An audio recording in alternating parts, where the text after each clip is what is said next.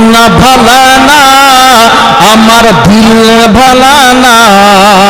কতদিন হলো নবীর রওজা দেখি না, নবীর রওজা দেখি না, নবীর রওজা দেখি না, মোদের মন যে মানে না। কতদিন হলো নবীর রওজা দেখি না। দু চোখে দেখিনি মনে যে ব্যথা, কবে মদিনার মাটি, কবে মদিনার মাটি গায়ে মাখবো জানি না। কতদিন হলো নবীর রওজা দেখি না, নবীর রওজা দেখি না, নবীর রওজা দেখি না, মোদের মন যে মানে না। কতদিন হলো নবীর রওজা দেখি না, আমার মন ভালো না, আমার দিল ভালো না। কতদিন হলো নবীর রওজা দেখি না। জোরে বলো সুবহানাল্লাহ। মদিনার চারিদিকে,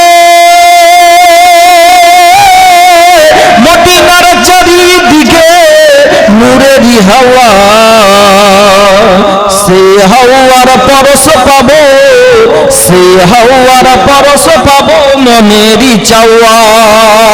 আর জালি মোবারকে, আর জালি মোবারকে চুমো খেতে মন যে মানে না। কতদিন, কতদিন হলো নবীর রওজা দেখি না, নবীর রওজা দেখি না, মোদের মন যে মানে না। কতদিন হলো নবীর রওজা দেখি না। এমন সময়তে মারওয়ান তখন ওই মেয়েটার নিকটবর্তী হওয়ার পর মারওয়ান জিজ্ঞাসা করছেন কি তুমি কিসের জন্য এই ময়দানে, এই ফাঁকা মরুভূমিতে গাছের তলাতে তুমি বসে বসে বসে কিসের জন্য কান্না করতেছো? ওই মেয়েটা বলেছিল সেদিন আমি আজকে দুঃখের জন্য কান্না করছি। মানুষের অনেক টাকা পয়সা রয়েছে, মানুষের জমি জায়গা টাকা পয়সা রয়েছে, ঘর বাড়ি সব তৈরি করে নিয়েছে, কিন্তু আমি এখনো কোনো বাড়ি তৈরি করতে পারিনি। আমি এখনো বাড়ি তৈরি করতে পারিনি। গরিব মানুষ, অসহায়, আমার জমি জায়গা ওরকম টাকা পয়সা নাই কি একটা বাড়ি তৈরি করব সুন্দর করে। মানুষের সবারই বাড়ি তৈরি হয়ে গেছে, আমার এখনো হয়নি। তাই আমি মন খারাপ করে এখানে কান্না করতেছি। আমার যদি টাকা থাকতো তাহলে আমি মনের মতন একটা ঘর তৈরি করতাম। মারওয়ান দেখছে একেদিক কাজ হবে, মারওয়ান দেখছে একেদিক কাজ হবে। কারণ হচ্ছে এর লোভ আছে ভিতরে, একই ব্যবহার করতে হবে সেই কাজে। এমন সময়তে মারওয়ান বলল শোনো ও আল্লাহর বান্দি, তুমি শুনে নাও, শুনে নাও, আমি তোমাকে অনেক টাকা পয়সা দিব, অনেক লাখ লাখ টাকা দিব তোমাকে, কিন্তু তোমাকে একটা কাজ করতে হবে। এমন সময়তে মারওয়ান যখন এই কথা বলল, আল্লাহর বান্দি বলে আপনি কি এমন কাজ করতে বলবেন? আমি এমন একটা কাজ করতে হবে কি আপনি লক্ষ লক্ষ টাকা আপনি আমাকে দিবেন। এমন সময়তে মারওয়ান বলল ওই হযরত আলীর ছেলে ইমাম হাসানকে যেইভাবে হোক তোমাকে হত্যা করতে হবে, যেইভাবে হোক তোমাকে হত্যা করতে হবে। আর তুমি যদি হত্যা করতে পারো, এই হত্যা করার কারণে তোমাকে আমি টাকা অনেক লক্ষ লক্ষ টাকা দিব। তেমন সময়তে এই কথা সেই মেয়েটা বলল কে শুনেন, আমি গরিব মানুষ হতে পারি, আমার বাড়ি ঘর না থাকতে পারে, কিন্তু আমি এই লক্ষ লক্ষ টাকার লোভে নবী বংশের সন্তানের সঙ্গে আমি খারাপ ব্যবহার করতে পারবো না খো। আমি ইমাম হাসানকে আমি হত্যা করতে পারবো না খো। মারওয়ান বলল শোনো, তোমাকে আজকের রাত্রিটা টাইম দিছি, আজকের রাত্রিটা একটু চিন্তা ভাবনা করবে, চিন্তা ভাবনা করার পর কালকে এরকম টাইমে এই জায়গাতে চলে আসবে। তুমি যদি হত্যা করো তাহলে লক্ষ লক্ষ টাকা পাবে। এমন সময়তে মুসলমান মারওয়ান সেই জায়গা থেকে চলে যায়। সেই মেয়েটা তখন আল্লাহর বান্দি নিজের বাড়িতে চলে যান। রাত্রিতে ঘুম চোখে আসে না গো, রাত্রিতে মাথায় চিন্তা ভাবনা চেপে গেছে, আমি যদি ইমাম হাসানকে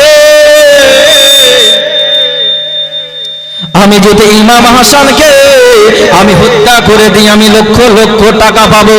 আর যদি আমি আজকে ইমাম হাসানের সঙ্গে আমি এরকম খারাপ ব্যবহার করি, আছে কোনো ঘুম আসছে না, চিন্তা ভাবনায় পড়ে গেছে, আমি যদি ইমাম হোসেনকে হত্যা করি, ইমাম হাসানকে যদি আমি হত্যা করি, তাহলে আমি লক্ষ লক্ষ টাকার মালিক হয়ে যাব, আমার বাড়ি ঘর সবই হয়ে যাবে। আর যদি কাজটা এরকম করি, ইমাম হাসানের সঙ্গে, নবী বংশের সন্তানের সঙ্গে যদি খারাপ ব্যবহার করি, তো একদিন তো আমাকে জবাব দিতে হবে, সেটাও ভাবছে। আবার টাকার লোভও ছেড়তে পারছে না গো। এই সারা রাত্রি ধরে এই চিন্তা ভাবনায় পড়ে গিয়েছে। রাত্রি অতিবাহিত হয়ে যায়, সকাল হয়ে যায়। মেয়েটা চিন্তা ভাবনা করার পর ভাবলো, সিদ্ধান্ত নিল কিনা আমি ইমাম হাসানের সঙ্গে আমি সদ্ব্যবহার করতে পারবো না, আমার এখন দুনিয়াতে টাকার প্রয়োজন, টাকার দরকার, তো ইমাম হাসানকে আমি যেইভাবে হোক হত্যা করে দেব, আর লক্ষ লক্ষ টাকার আমি মালিক হয়ে যাব। এমন সময়তে সকাল যখন হয়ে যায়, সে আল্লাহর বান্দি তখন রাস্তায় চলতে আরম্ভ করলো। যেই গাছের তলাতে বসে বসে বসে কান্না করতে চলো, এমন সময়তে সেই গাছের তলাতে চলে যায়। মারওয়ান যেই টাইমটা বলেছিল সেই টাইমের পূর্বে চলে যায়। সেই মেয়েটা সেই গাছের তলাতে বসে যায়। এমন সময়তে মারওয়ান ঠিক সময় মোতাবেক চলে আসে। মারওয়ান আসার পর জিজ্ঞাসা করেন, ও আল্লাহর বান্দি, তুমি কি রাত্রিতে সিদ্ধান্ত নিয়ে এসেছো, সেই কথাটা আমাকে একবার জানিয়ে দাও। আল্লাহর বান্দি বলেন, ও মারওয়ান, আমি সিদ্ধান্ত নিয়েছি, আমি ইমাম হাসানকে আমি হত্যা করে দেব। আমি যেইভাবে হোক হত্যা করতে পারবো, আমি যেইভাবেই হোক করতে পারবো। এমন সময়তে মারওয়ান বলল, তাইলে তোমার কাজ এবার তুমি শুরু করে দাও, তোমার কাজ তুমি এখন শুরু করে দাও। হত্যা করতে পারলে তোমাকে লক্ষ লক্ষ টাকা দেওয়া হবে। আল্লাহর বান্দি সেই মেয়েটা তখন নিজের কাজে ব্যস্ত হয়ে পড়ল। ইমাম হাসানের সঙ্গে যদি কিভাবে কাজ করতে হবে, যেন আমার সাপও না মরে, লাঠিও যেন না ভাঙে, এইভাবে কাজটা আমাকে করতে হবে। তো সেই মেয়েটা অত্যন্ত চালাক ছিল, কিভাবে কাজটা করতে হবে জানে। মাইমুনা কুটনি সেটা জানতো। তাই একটা চিন্তা ভাবনা করার পর বলল কি, যাই আমি ইমাম হাসানের বাড়িতে আগে কুটুমতালি করতে হবে। হঠাৎ ওর বাড়িতে প্রবেশ করতে পারা যাবে না গো। তাহলে ওই বাড়িতে যাওয়ার পর ইমাম হাসান এর বিবির সঙ্গে, স্ত্রীর সঙ্গে আমাকে আগে বান্ধবী করতে হবে, কুটুমতালি করতে হবে। তাহলে আমি তার সঙ্গে এইভাবে সমস্ত খবরটা পাওয়ার পর স্বামীর খবর বিবির কাছে পাওয়া যাবে। এটা সবাই জানে কি স্বামী কিরকম, বিবির কাছে খবরটা নিলে বিবি ঠিক আস্তে আস্তে সব বলে দেবে। আপনি কোনো মেয়ের সঙ্গে যখন আপনি আস্তে আস্তে ঘনিষ্ঠ হবেন, আপনি আস্তে আস্তে কথা বলতে আরম্ভ করে 2 দিন 5 দিন 10 দিন হবে, তখন আপনার স্বামীর কথা সব আস্তে আস্তে সব উগলাতে আরম্ভ করে দেবে, সব বলতে আরম্ভ করে দেবে। তাই মাইমুনা কুটনি তখন, আল্লাহর বান্দি তখন ইমাম হাসানের বাড়িতে প্রবেশ করলো। কোন টাইমে ইমাম হাসান যখন বাড়ি থেকে বেরিয়ে যায়, তখন মাইমুনা কুটনি তখন বাড়ির ভিতরে প্রবেশ করে। প্রবেশ করার পর ইমাম হাসানের বিবির সঙ্গে আলোচনা করে কি ইমাম হাসান কি এখন বাড়িতে নাই, আমি তো ইমাম হাসানের সঙ্গে দেখা করার জন্য আসলাম, কিন্তু সব দেখেছে কি ইমাম হাসান এখন বাড়ি থেকে চলে গেছে, সব দেখতে পেয়েছে, কিন্তু তাও জিজ্ঞাসা করছে তুমি কে হও। ইমাম হাসান রাদিয়াল্লাহু তাআলা আনহু বিবি বলেন, আমি তো আপনাকে চিনি না খো, তা আপনি কে, কোথায় আপনার বাড়ি?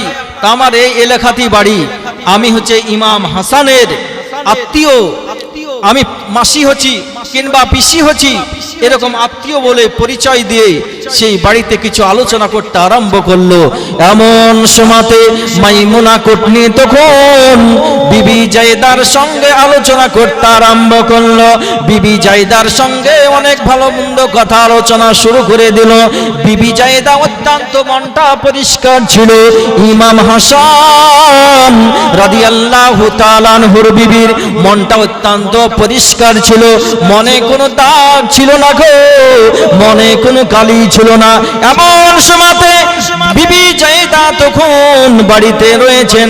মাইমুনা কুটনি যে একের পর এক জিজ্ঞাসা করেন, এইভাবে সমস্ত খবরগুলো জিজ্ঞাসা করতেছেন। ইমাম হাসান অত্যন্ত ভালো, ইমাম হাসান অত্যন্ত পরিষ্কার, ইমাম হাসানের চলাফেরা কথাবার্তা অত্যন্ত ভালো, আত্মীয়দের সঙ্গে অত্যন্ত মহব্বত রাখে। এইভাবে যখন স্বামীর প্রশংসা নিজের বিবির সম্মুখে করতে আরম্ভ করে দিয়েছে, তখন বিবি জায়দা বলেন কি এই মেয়েটা অত্যন্ত সুন্দর, ভালো। স্বামীর কথা যখন বিবির কাছে প্রশংসা করবে, বিবিকে অত্যন্ত ভালো লাগবে। তো বিবি জায়দা বলছে এই মেয়েটা আসলে ভালো।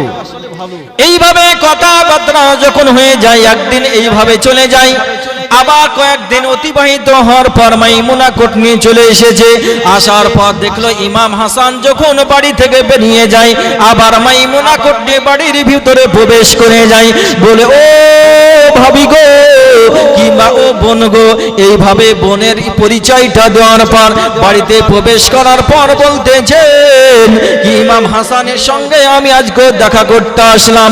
এইভাবে কথা যখন বললেন, বিবি জায়েদা বলে ইমাম হাসান তো কিছুক্ষণ হলো, কয়েক মিনিট হলো বাড়ি থেকে বাইরে চলে গিয়েছেন।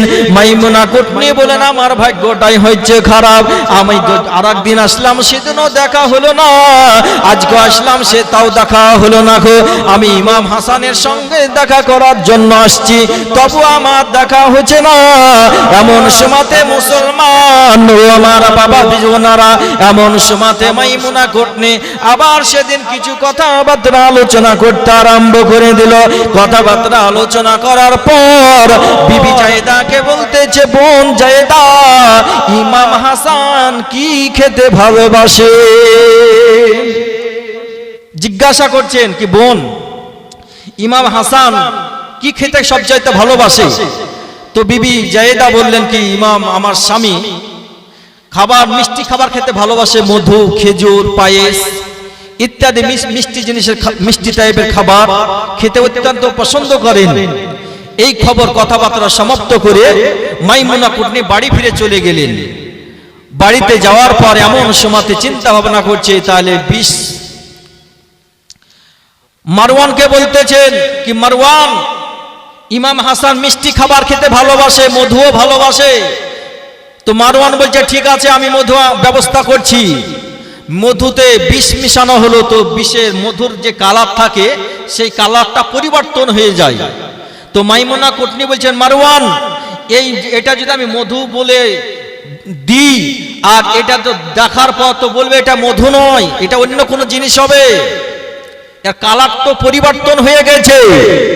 মারওয়ান বলতেছে যাও জায়েদা, যাও মাইমুনা, এটা তুমি বলবে কি বিদেশি মধু, এটা জাপানি মধু, এটা বিদেশি মধু, এই কারণে কালারটা অন্য, আর আমাদের দেশি মধুর কালার হচ্ছে আলাদা। এই কথাটা বলে মধুটা দিয়ে আসবে, এই মধুটা যখন খাবে তখন সে ইন্তিকাল করবে। মাইমুনা কুটনি তখন মধুটার শিশিটা নেওয়ার সঙ্গে সঙ্গে রাস্তায় চলতে আরম্ভ করলেন। আবার সাইডে দাঁড়িয়ে থাকেন ইমাম হাসান রাদিয়াল্লাহু তাআলা আনহু। বাড়ি থেকে যখন রাস্তায় চলতে আরম্ভ করলেন, মাইমুনা কুটনি বাড়ির ভিতরে প্রবেশ করলেন। প্রবেশ করার পর মাইমুনা কুটনি এমন সময়তে বলতেছে, ও বোন জায়েদা, ইমাম হাসান বাড়িতে আছে কিনা? এমন সময়তে বলল হাসান তো কয়েক মিনিট হলো বাড়ি থেকে চলে গেছে বোন, এখন ইমাম হাসান বাড়িতে নাই গো। মাইমুনা কুটনি বলতেছেন আমার ভাগ্যটাই হচ্ছে খারাপ, আমি যেদিনই আসছি সেদিনই ইমাম হাসানের সঙ্গে সাক্ষাৎ তা হচ্ছে না, ইমাম হাসানের সঙ্গে দেখা হচ্ছে না গো। এমন সময়তে মাইমুনা কুটনি বলেন, ও বোন জায়েদা, আমি আমার ভাইয়ের জন্য ইমাম হাসানের জন্য আমি এক শিশি মধু এনেছি, এটা বিদেশি মধু, এই মধুর স্বাদ অত্যন্ত স্বাদ, আমাদের দেশি মধুর চাইতে অত্যন্ত স্বাদ রয়েছে, এই মধুটা খাস করে আমার ইমাম হাসানের জন্য আনা হয়েছে। ইমাম হাসান যখন বাড়িতে আসবে এই মধুটা তাকে পান করাবে, এই মধুটা তাকে খেতে দিবে। এমন সময়তে মাইমুনা কুটনি বাড়ি থেকে চলে যায়। ও বাবা জীবনরা মুসলমান, এমন সময়তে মাইমুনা কুটনি বাড়ি থেকে চলে যায়। ইমাম হাসান রাদিয়াল্লাহু তাআলা আনহু বাড়ি ফিরে চলে আসলেন। আসার পর শরীরটা ক্লান্ত মনে হচ্ছে। ইমাম হাসান রাদিয়াল্লাহু তাআলা আনহু বলেন, বিবি জায়েদা, বাড়িতে কি মধু কিছু আছে? মধু যদি থাকে আমাকে একটু মধু পান করাও, মধু নিয়ে এসো, একটু মধু খাবো। ইমাম হাসান মধু চাইলেন, আর বিবি জায়েদা যে শিশিটা দিয়ে গিয়েছিল মাইমুনা কুটনি, দেখছে ভালোই তো, মেয়েটা তো খুব ভালো, কথাবার্তা খুব মিষ্টি, তাই তো নিজের আত্মীয় যখন দিয়ে গিয়েছে তাই মধুর শিশিটা নিয়ে যাওয়ার পর দিলেন। একজন আপনার আত্মীয় আসেছিল, আর এই মধুটা বিদেশি মধু, খুব ভালো স্বাদ, তাই মধুটা দিয়ে গেছে, আপনি যদি যখন খেতে চাইবেন তখন আপনাকে আপনার জন্য খাস করে দিয়ে গেছে। ইমাম হাসান রাদিয়াল্লাহু তাআলা আনহু মধুটা একটা পাত্রে নেওয়ার পর আঙ্গুলে চেটে চেটে মধুটা খেতে আরম্ভ করে দিলেন। মুসলমান এমন সময়তে ইমাম হাসান রাদিয়াল্লাহু তাআলা আনহু মধুটা খাওয়ার পর পেটের ভিতরে যন্ত্রণা শুরু হয়ে গিয়েছে, হলকম মনে হচ্ছে টাইট হয়ে যায়। ইমাম হাসান রাদিয়াল্লাহু তাআলা আনহু বলেন, আমার শরীর আরো জর্জরিত হয়ে যায়। কারণটা কি? আমার বিবিকে বললাম, বিবি রে, তুমি কেমন কোন মধু খাওয়ালছো? ওই মধুতে মনে হয় বিষ মিশানো ছিল। আমার শরীরটা অত্যন্ত খারাপ হয়ে যায়, আর যত সেকেন্ড চলে যায়, যত মিনিট যায়, আমার শরীর আর সহ্য করতে পারে না, আমার পেটের ভিতরে যন্ত্রণা শুরু হয়ে যায়, আমার হলকমটা গলা মনে হচ্ছে টাইট হয়ে যাচ্ছে, আমার এমন সময়তে জান যাই যাই করতেছে। এমন সময়তে ইমাম হাসান রাদিয়াল্লাহু তাআলা আনহু বলেন, ও বিবি জায়েদা, আমাকে নবীর দরবারে নিয়ে চলো, নবীর রওজার পাশে নিয়ে চলো। নবী মুস্তাফা রওজার পাশে যদি যাওয়া যায়, আল্লাহর নবীর সম্মুখে যাওয়ার পর, রওজার সম্মুখে যাওয়ার পর আমার নবীর কাছে একটু সুপারিশ করব, আমার নবী আমার জন্য আল্লাহর দরবারে প্রার্থনা করবে, আমাকে যে বিষ পান করাইছে এই বিষটা নিশ্চয়ই পানি হয়ে যাবে। এমন সময়তে বিবি জায়েদা স্বামীর হাতটা ধরার পর রাস্তায় চলতে আরম্ভ করলেন। আল্লাহর নবীর দরবারে, আল্লাহর নবীর রওজার পাশে বসে গেলেন। ইমাম হাসান রাদিয়াল্লাহু তাআলা আনহু বসে বসে বসে দুই চোখ দিয়ে ঝরঝর করে পানি ঝরে যায়। বিবি জায়েদার পানি চোখ দিয়ে ঝরঝর করে ঝরতে আরম্ভ করেছে। স্বামী যদি অসুস্থ হয়ে যায়, বিবি সহ্য করতে পারবে না। এমন সময়তে ইমাম হাসান রাদিয়াল্লাহু তাআলা আনহু বলেন, ইয়া রাসূলুল্লাহ, ইয়া হাবিবাল্লাহ, নানা গো, আমাকে হয়তো মধুর সঙ্গে কেউ বিষ পান করিয়ে দিয়েছে, আমার শরীর জর্জরিত হয়ে যায়, আমার পেটে যন্ত্রণা করতে আরম্ভ করেছে। ইয়া রাসূলুল্লাহ, ইয়া হাবিবাল্লাহ, হুজুর গো, আপনি একটু আমার জন্য দোয়া করুন, মহান রব্বুল আলামিন জানে আমার বিষটা, পেটের যে বিষ পান করেছি, এই বিষটা জানে পানিতে পরিণত হয়ে যায়। এমন সময়তে ইমাম হাসান রাদিয়াল্লাহু তাআলা আনহু এইভাবে প্রার্থনা দোয়া করতে থাকে, নবী মুস্তাফার কাছে সাহায্য করতে থাকেন। নবী মুস্তাফার কাছে সুপারিশ নালিশ জানালেন। আল্লাহর নবী বলেন, রওজার ভিতর থেকে আল্লাহর নবী আল্লাহর দরবারে প্রার্থনা করলেন, ইমাম হাসান রাদিয়াল্লাহু তাআলা আনহু সুস্থ হয়ে গেলেন। জোরে বলো সুবহানাল্লাহ। তো বেরাদার আর লম্বা চালানোর সময় শেষ হয়ে গেছে, এখানে আমার বক্তব্য করছি। ওমা আলাইনা ইল্লাল বালাগ। আসসালামু আলাইকুম ওয়া রাহমাতুল্লাহি ওয়া বারাকাতুহু।